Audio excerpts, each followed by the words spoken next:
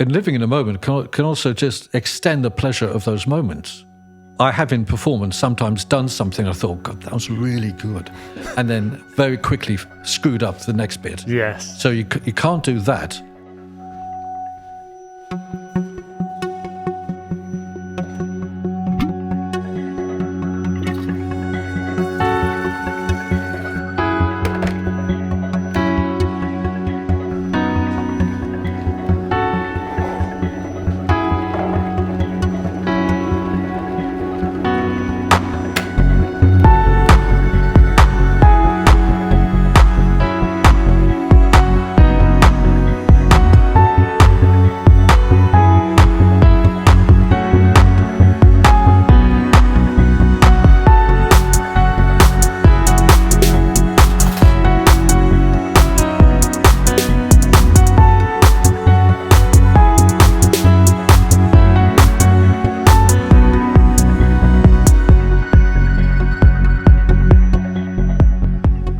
My guest in this episode was born in 1961 and, after nearly dying in 1967, attended comprehensive school followed by university where he studied music. After many adventures, he met Anya Kubrick in 1988, to whom he married in 91, with their son Sam being born in 94. During and after his time at university, he conducted choral societies when he wasn't working at HMV, and proceeded to establish Palace Opera, a theatre production company in partnership with Anya in 1993, a venture they pursued for a decade. He says, "I began singing in my late 20s as a baritone, moved to tenor in my mid-30s. I've sung almost all of the heroic tenor roles of Wagner and others too. You spend your time conducting orchestras, arranging scores, composing, writing and singing. Jonathan Finney, Uncle, welcome to Unlived Lives." Hello, Neff. Good to have you. Tell me about Palace Opera. Anya and I were both interested in creating opportunities for our own performing selves. And because employment is hard to come by, that's the bottom line. I mean, had we had both of us full-time tables of work, it might not have occurred to us quite so soon to do it. But there's many more talented people in every walk of life than there are opportunities to act on that talent. And so we, a bit nervously, but more than anything, just out of ambition, decided to go ahead. And we dipped our toes in, and you just have to see how people react. React to what people will fairly perceive as the advantages which you might have outside your artistic skills to independently produce a show. You know, because we were backed financially by Anya's dad. And so I was able to do things to a standard which I could not have done before because there was money behind it. I mean, it was that simple, you know.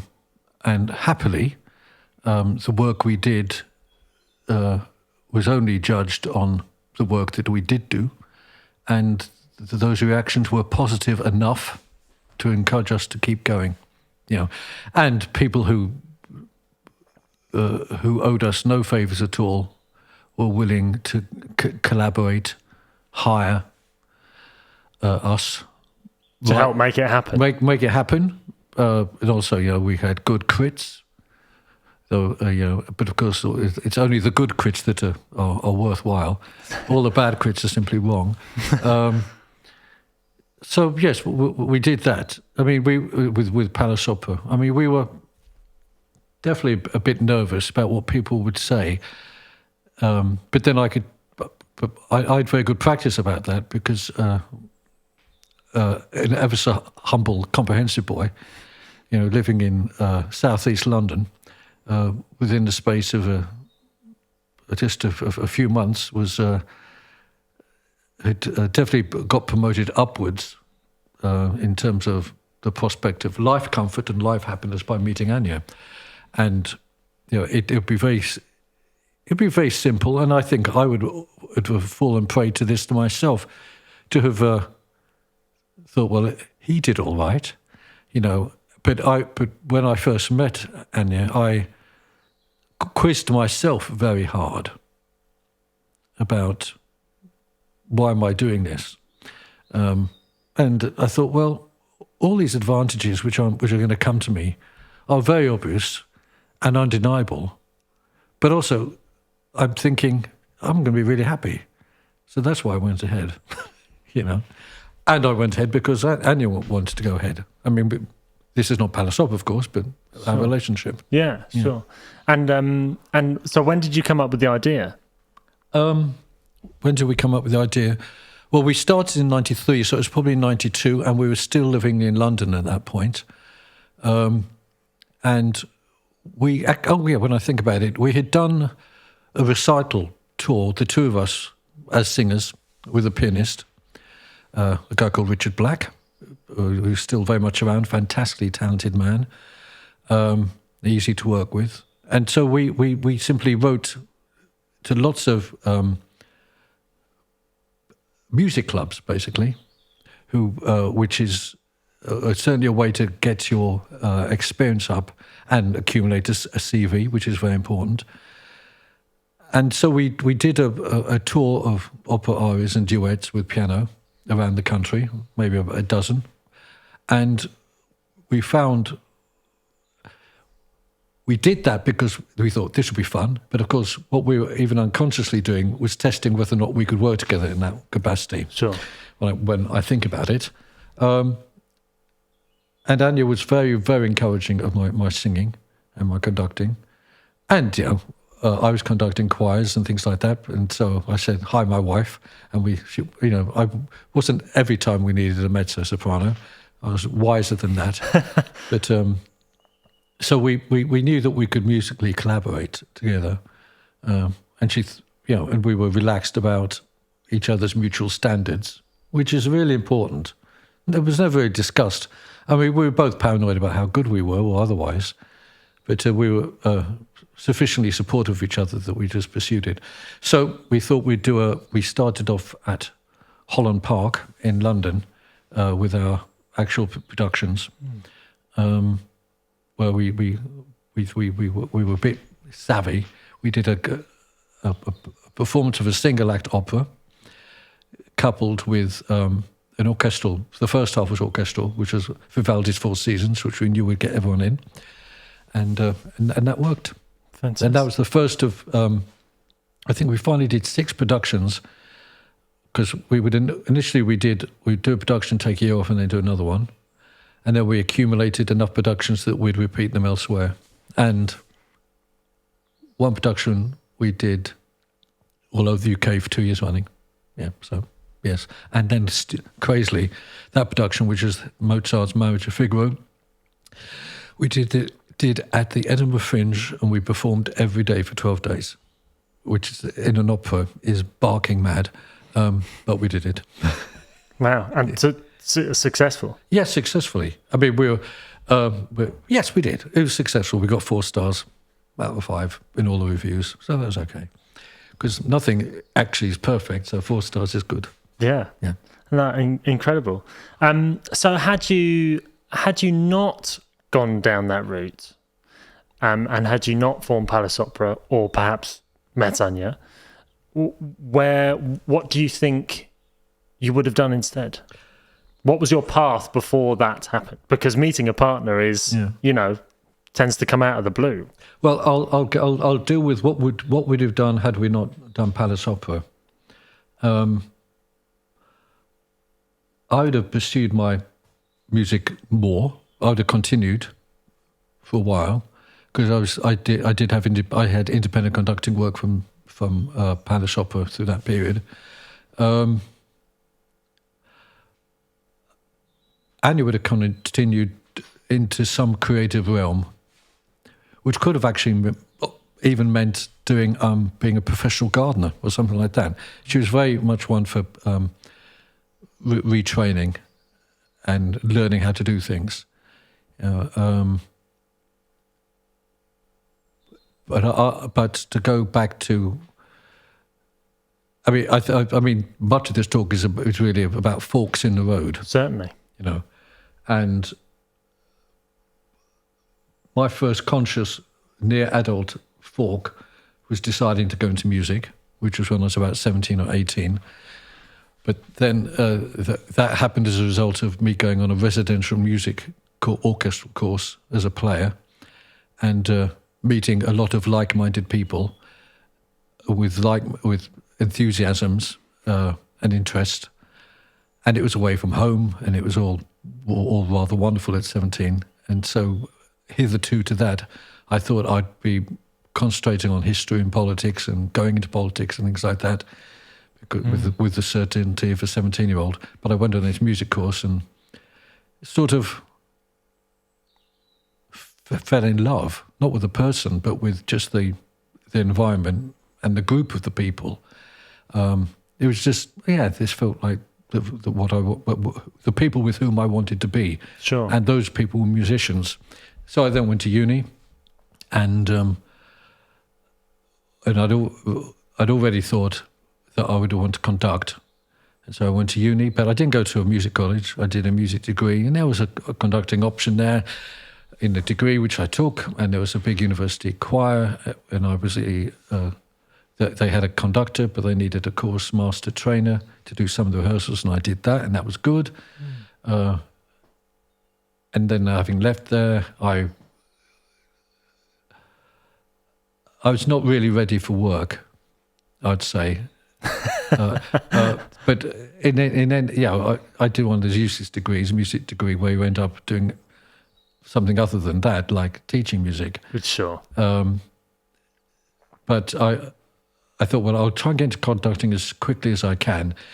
Somebody paying me, and that took a couple of years, I think.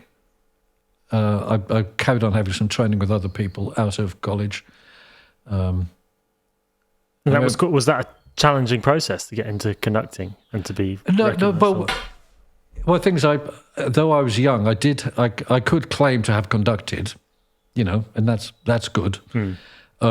And I continued training with people who were sort of names, and then you have to pitch like all work. You have to pitch your first applications appropriately, and Britain, even now, I think, has many choirs who need conductors. I thought, well, I'll go for that.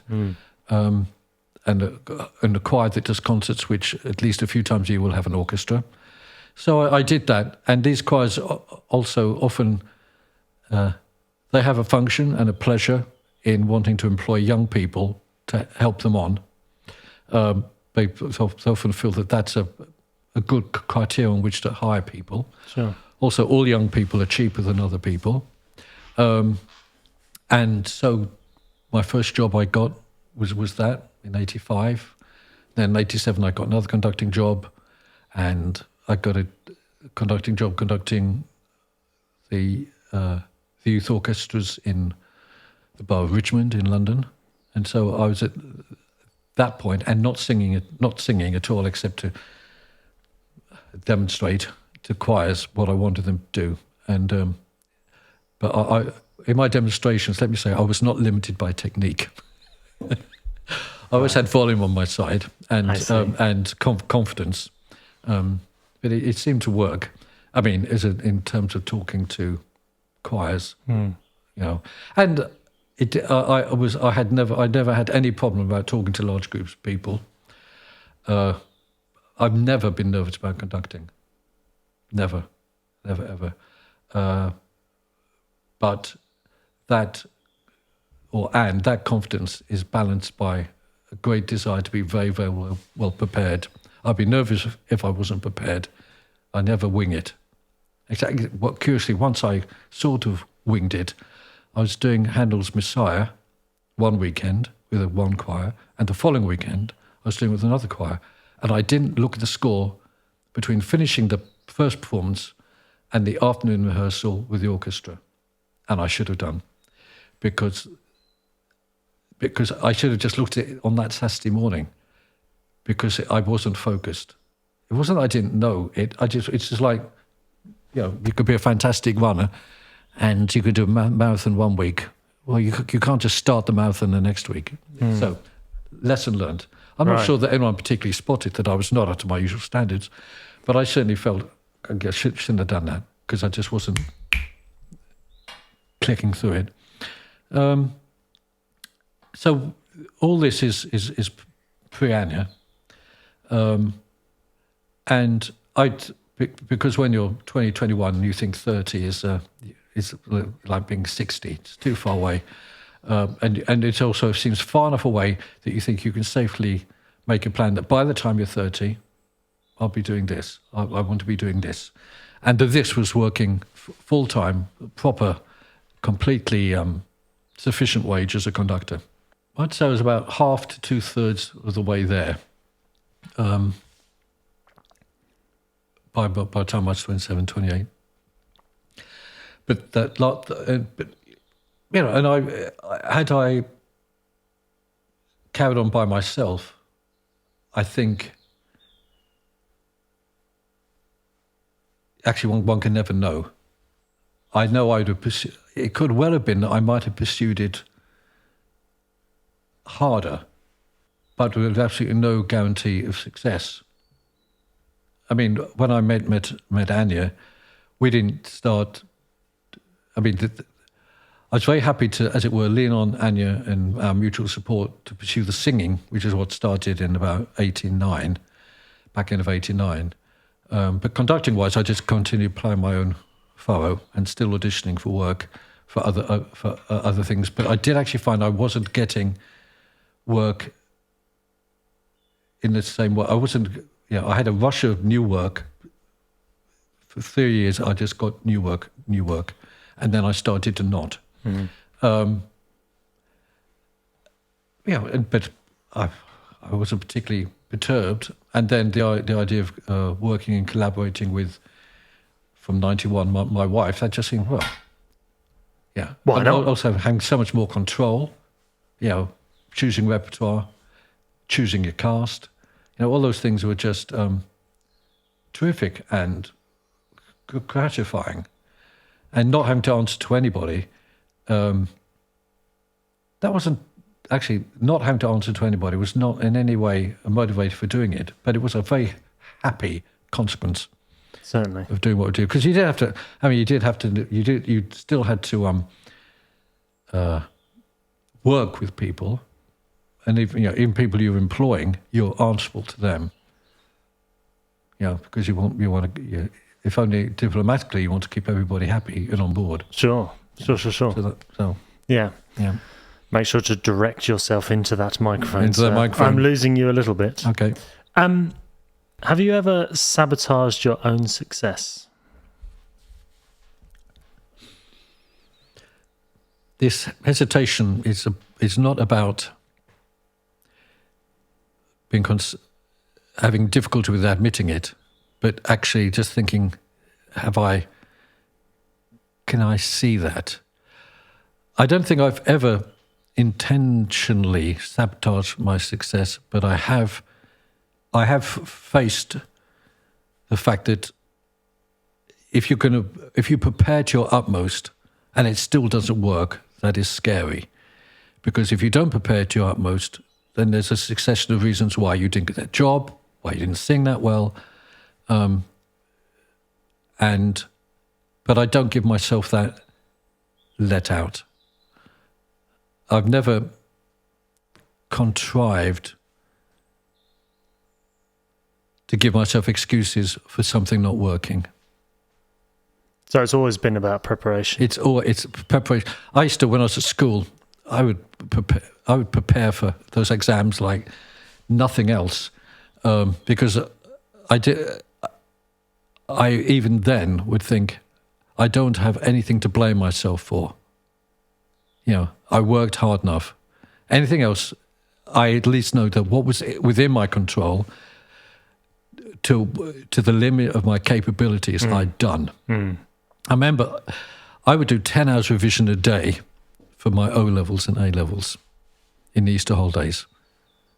3 in the morning, 4 in the afternoon, 3 in the evening. Wow. Yeah.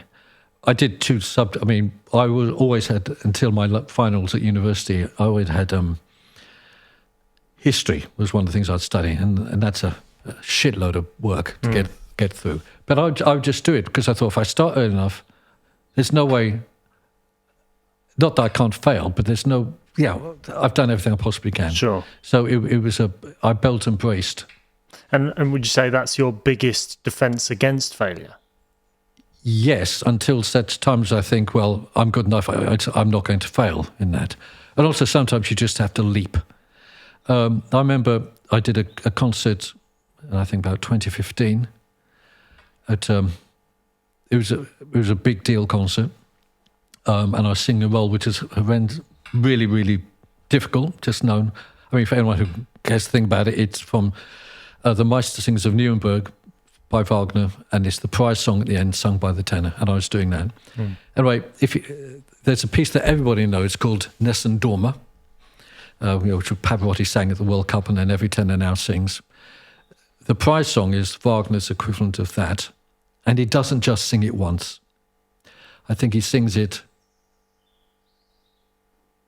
3 times, and it's the biggest tune in the whole opera, and nothing else is happening except you're singing that, and everybody knows how it goes, and it can really be utterly knackering. And you just stand up there. And it's a weird thing because, first of all, he sings it to his mentor to practice it. So dramatically, the character's practicing it. Right. Then he sings it to his girlfriend, and then he sings it in a competition. And it gets harder and longer each time, and more often high. And I thought, and this is a very good example in this piece of music of being in the moment, because I can know in these Wagner operas that 4 hours' time I'm going to be singing something really, really difficult, and I've been singing for 4 hours, or in a show which lasts for 4 hours. But the in the moment thing is that, however, I'm singing this page now, so don't worry about that page that's coming, but most of all, enjoy this page. One, the audience just wants to, you must not create tension in the audience by exhibiting tension. And one way to do that is really be in the moment when you are, and even 2 seconds away from a horrendous high note.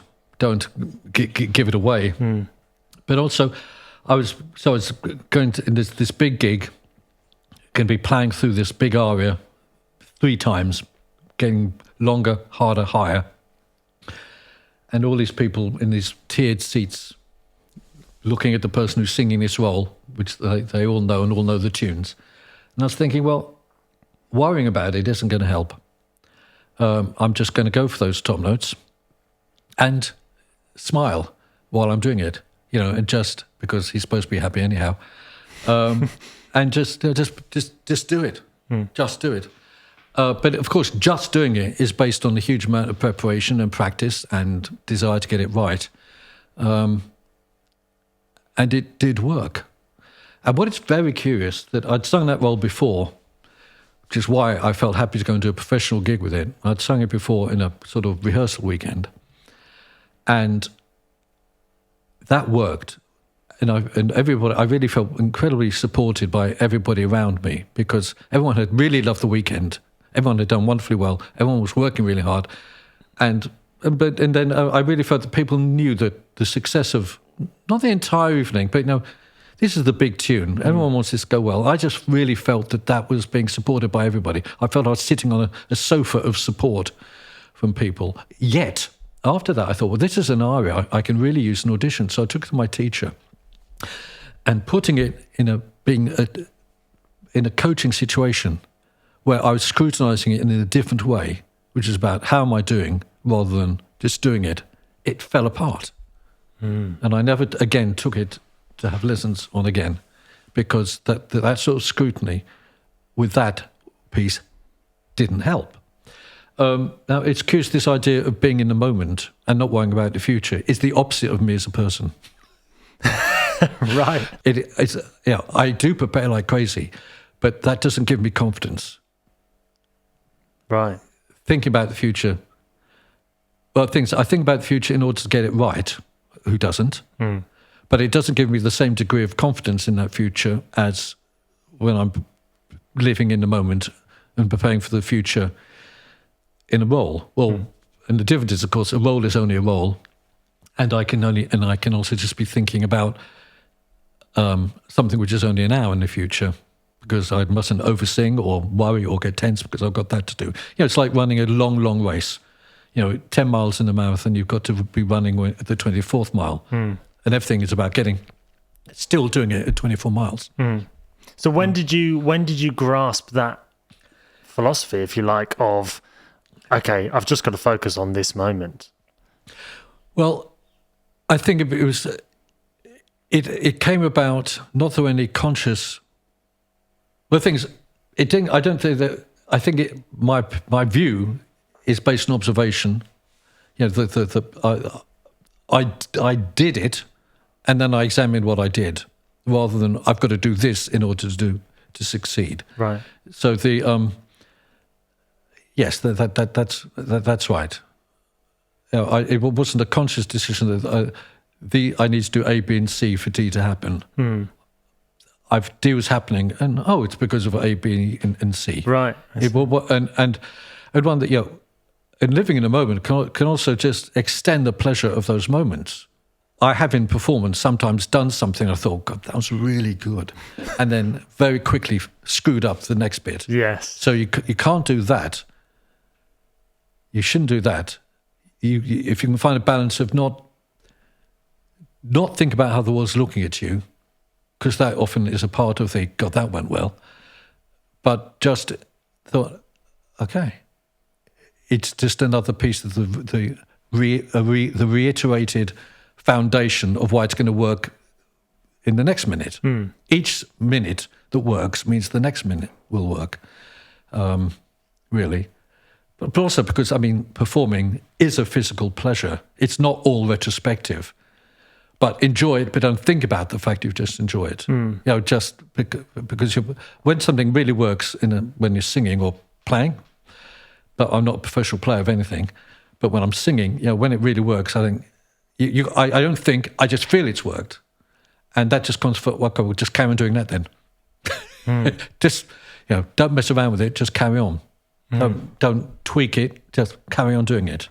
You know. And on that, sort of going back to your comprehensive, but also thinking about outside of school, is there somebody that you could describe that was an important teacher for you to sort of that gave you what you needed to as this foundation that if you didn't have, you perhaps wouldn't have gone forward with? Well, my dad was kind, patient, and patient, and he just felt like a rock, you know. And I'm not. Was he the model for that? I'm not really sure. I mean, whenever one is an adult and look back on what you thought you'd want to do when you were a child, what that child would want to do as they got older, some of it, when you view it, seems to have been just fantasy when you really think about it, because you know that child knew so little. Only knew the externals of the things that they're interested in. Didn't know that turning something you love into a job is not like doing the thing that you love. It's a job. Certainly. And hopefully you can still love it, despite it being the job. I always thought that I wanted to do something. This is curious. I mean, had I not succeeded professionally through either my own skill and or the sport of others, I thought, well, eventually I'll have to become a teacher. You know, like my parents were, like my dad's brother was, like my mum's dad was, like my own brother was. You know, be a teacher, because you know, a certain amount of intelligence and application. There's nobody who can't be a teacher. You know, and of the right sort of intelligence. I mean, by that, you know, the appropriate skill set of also caring enough, or also not having enough skills in other areas, so you might as well teach. Which is not all teachers, of course. I'm just talking about me. Yeah. And I thought, well, I'll end up teaching, because, I mean, through my 20s, I was thinking, well, this is all very well, having this amount of income, but eventually I'll need more income. And how am I going to keep body and soul together? Because at 20, 30 seems a long, long way away, and at 26, it's much nearer. And I didn't know. I wasn't seeing I didn't have a plan for post 30, because I hadn't yet got there. But I thought, well, I could always, train to teach, and then I'll do this for as long as I think it can work. So, and it saved me from teaching. That was a big catalyst and a big shift. I'm meeting Anya and huge. I mean, it was absolutely huge. But it wasn't. It's interesting. It was a step up. It was not a professional fork in the road. It was, like meeting a good agent in that regard. Sure. It was definitely, Unlike some princesses, I recognised the step up I was getting. Right. And respected that. Sure. No, sure. In what respects are you still the same person as you were as a child?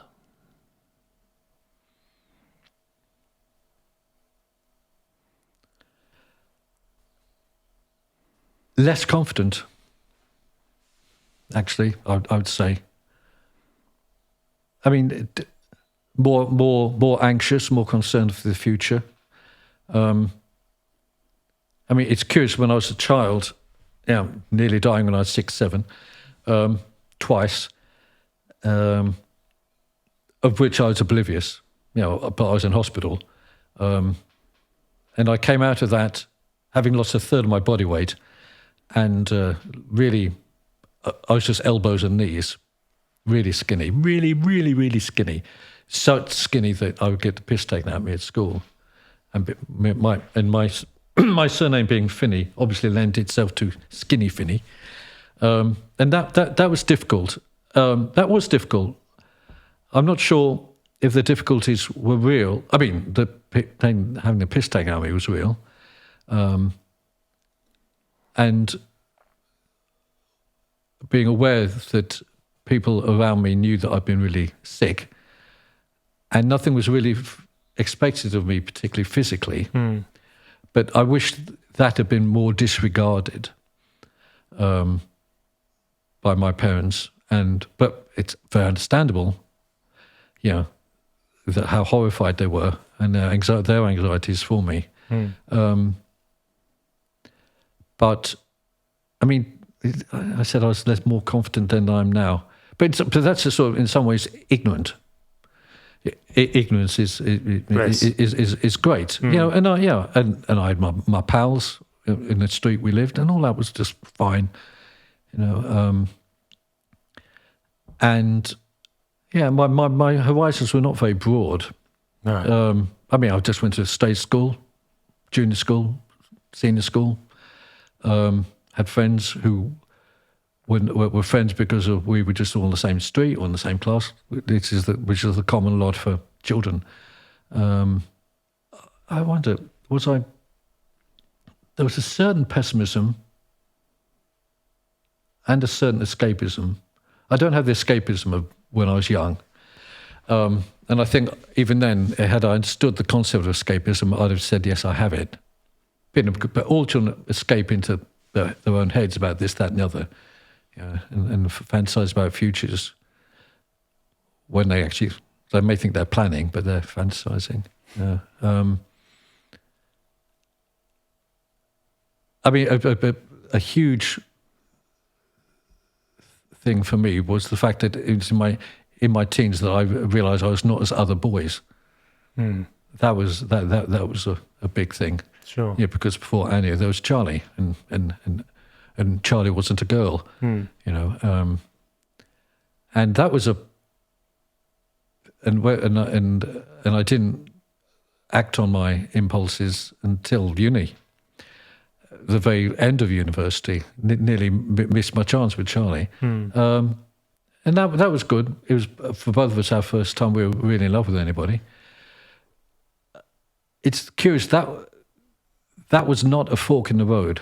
That was me clearing the road and walking on, right? Getting rid of enough of the crap which was stopping me in my head and in life, and just pursuing it. But it was I was still in disguise to family and most of my friends in that regard.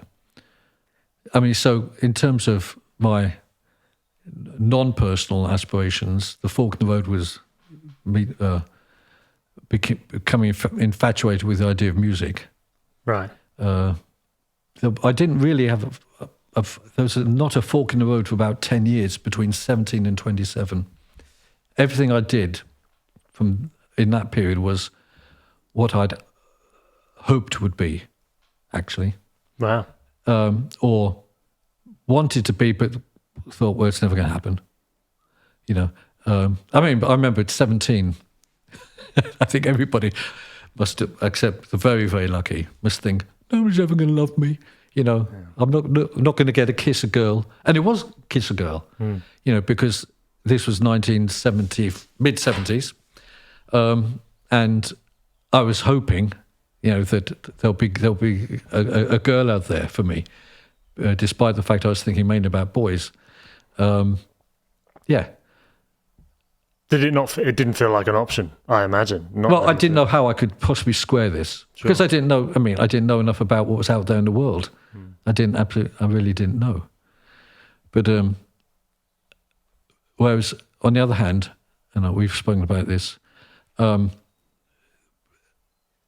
was the big campaign in the 80s was "Don't die of ignorance." Happily, in the 70s, my ignorance accidentally protected me. Yeah, because I was a very repressed person. Yeah, I mean, socially, as it were.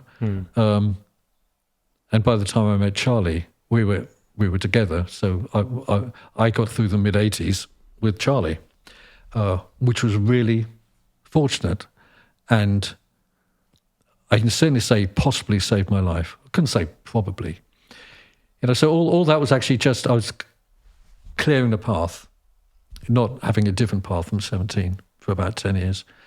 And actually, the only thing that changed after those 10 years was I was on the same path, and I found somebody else to love, and also somebody else who loved me, and that was Anya.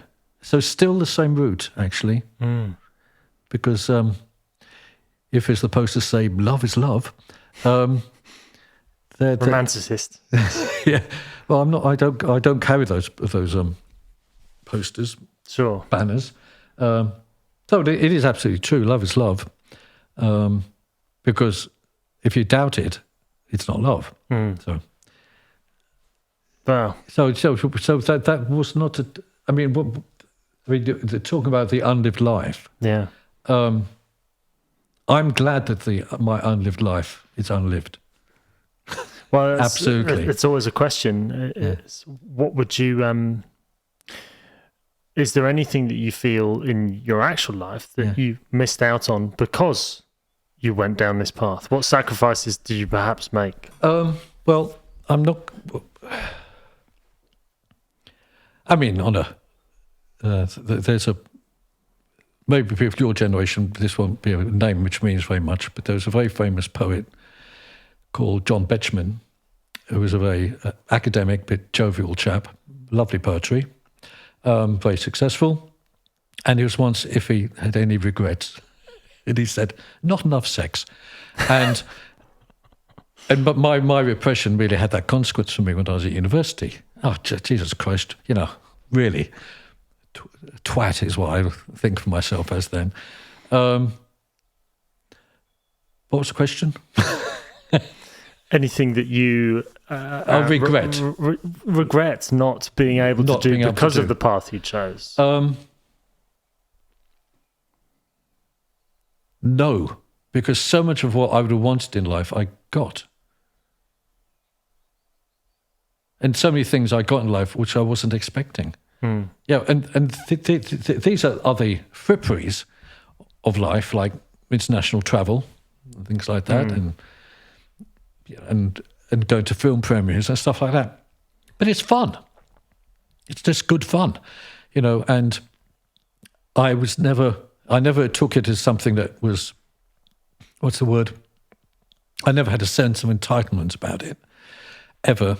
But I also just thought, well, heck, if it wasn't me, it'd be somebody else. So just enjoy it. Just enjoy it.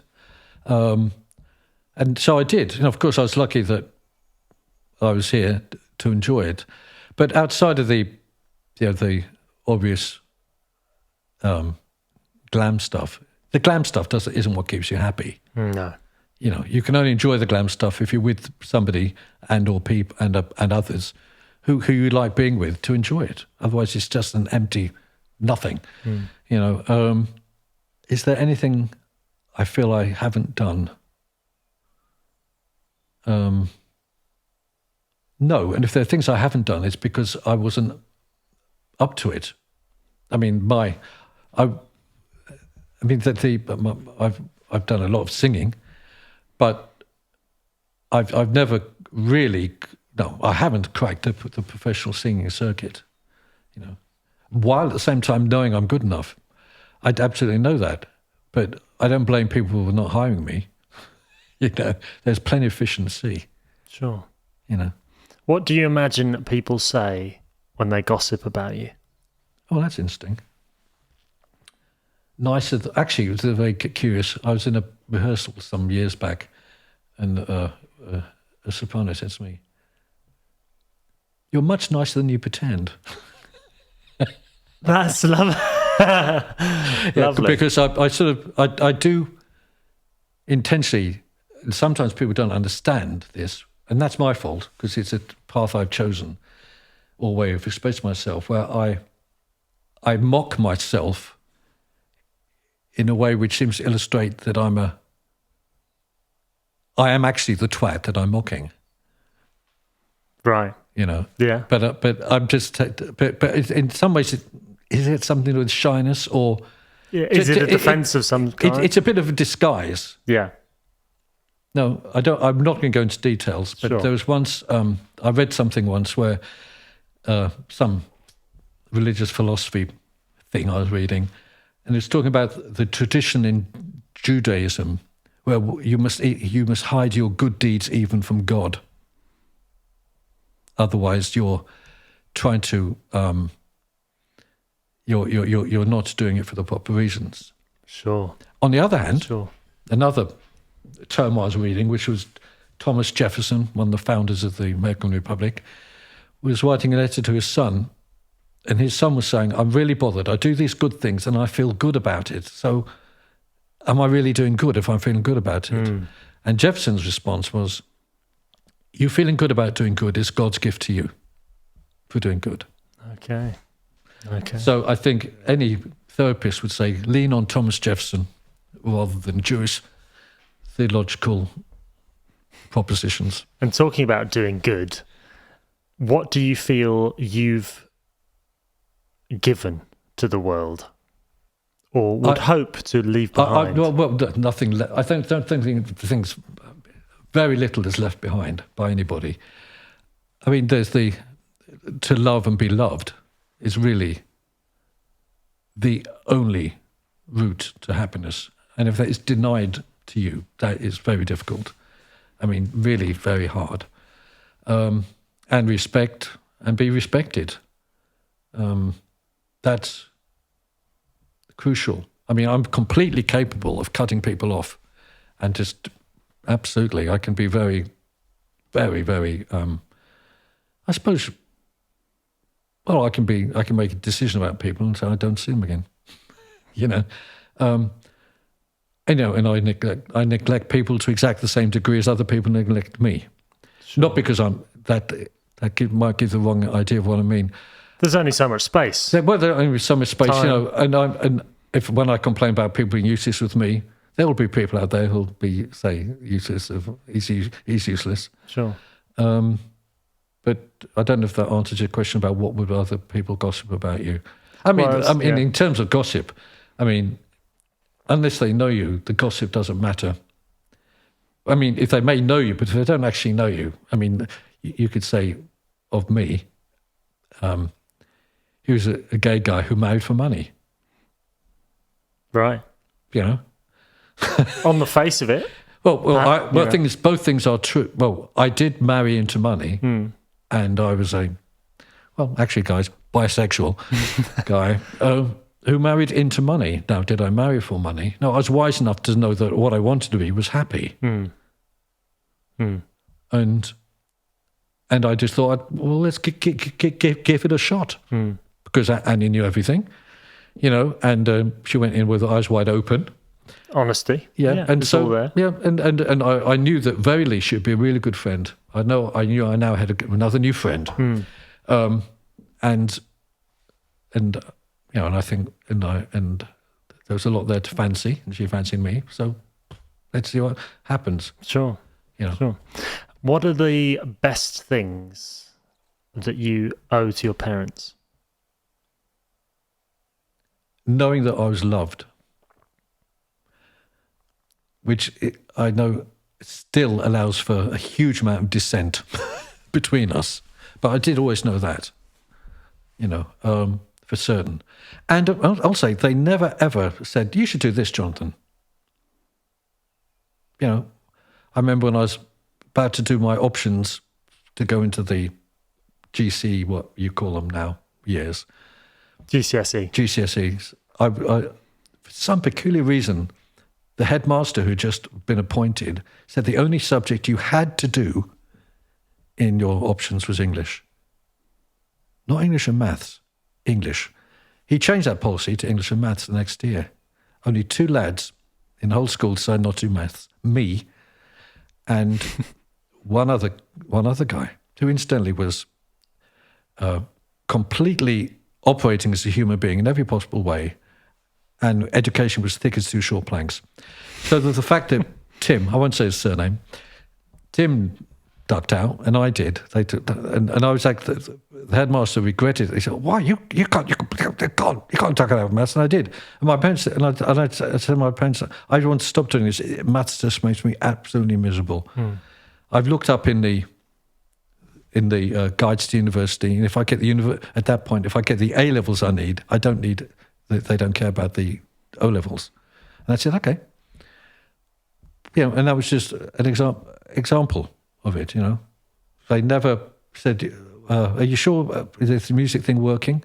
You know, et cetera, et cetera. So they valued your word, opinion, thoughts. Well, yes. I mean, we all talked and got, you know, animated about things. I mean, Mum was not good at discussing things because she'd start to take it personally if you didn't agree. But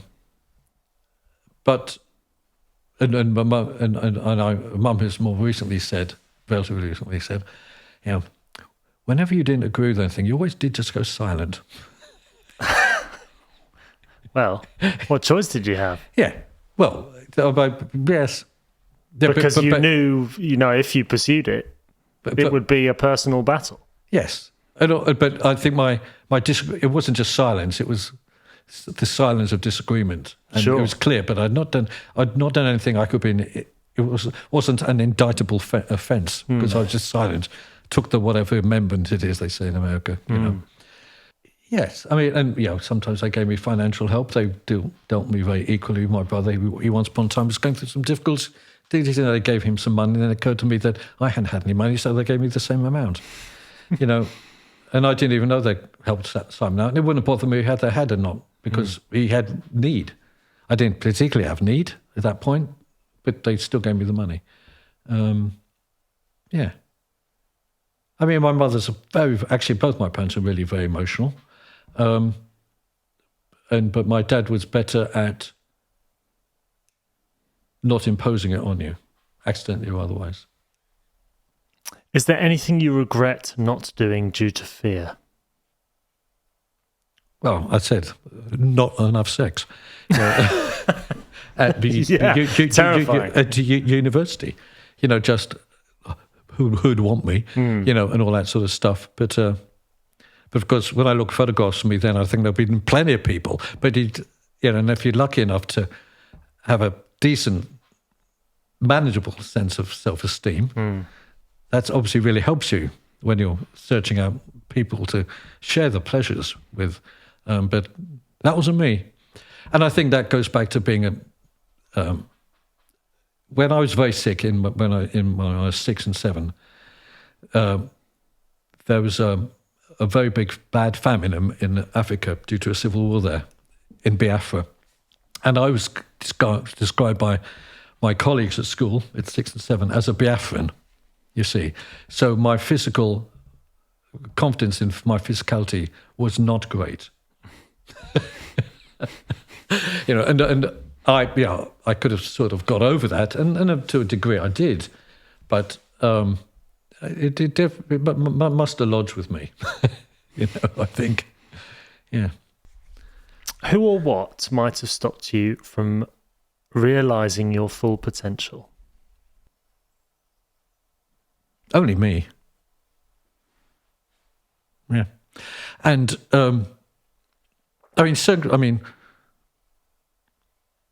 I could also, mainly me, if it had, and to the degree it has, well, I haven't reached my full potential, and I never will, and that's not a problem. When did that become the case? When did you decide, okay, I'm never going to reach that point?